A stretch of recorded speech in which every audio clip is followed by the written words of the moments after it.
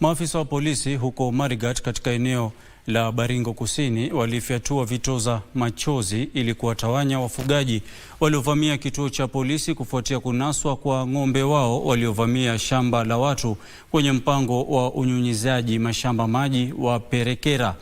Wafugaji hao kutoka Kiseria na Mosuro wameripotiwa kuwalisha mifugo wao kwenye mpango ambako mimea ilikuwa tayari kuvunwa na hivyo kuzua hali ya taharuki. Milio ya risasi ilisikika katika eneo la Marigat huko Baringo Kusini. Maafisa wa polisi walikuwa wakijitahidi kuwafurusha wafugaji kadhaa waliojaribu kuingia kwenye kituo cha polisi cha Marigat kuachilia ng'ombe wao waliokuwa wamezuiliwa kwenye kituo hicho. Taharuki ilitanda kwenye kituo hicho, huku wafugaji hao wakishinikiza kuachiliwa mara moja kwa ng'ombe wao na hivyo kuwafanya maofisa hao wa polisi kufyatua vitoa machozi kuwatawanya. Wakizungumza kwenye kituo hicho, baadhi ya wakulima waliokuwa na hasira walisema waliwapeleka mifugo hao kwenye kituo hicho cha polisi, wakiwashutumu wafugaji hao kwa kuvamia mashamba yao. Ng'ombe wako nyuma yetu, ni tulipata shamba, tulikuwa tunavuna ndengu, tunataka tuvune ndengu leo, siku ya leo. Sasa tumevuna kama kunia 2, kunia 3 ng'ombe ndio yanavamia shamba. Tukijaribu kusongesha ng'ombe, mtu ambie mwenye ng'ombe songesha ng'ombe yako, anasema acha ng'ombe yetu aendelea kule. Hao ng'ombe yenyewe waona hapa ni kama wanaongeleshwa.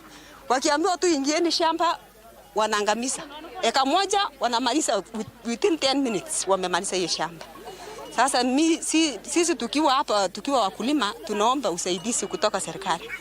Wakulima hao walisema kuwa ng'ombe hao walisababisha hasara kubwa.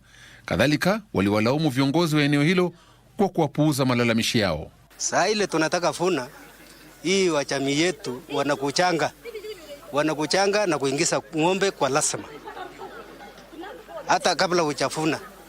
Na hakuanza hata mwaka hii, hata mwaka jana tulikuwa na shida kama hii.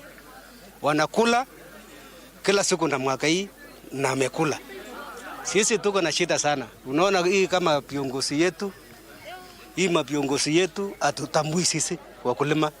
Kiongozi wao tu ni yule tu, kuna jamaa anaendanga ana patrol, akirudi anakuja anapata vijana wengine wanachunga ng'ombe. Anaambia fanyeni sasa, kuna shamba nitakana leo ikuliwe.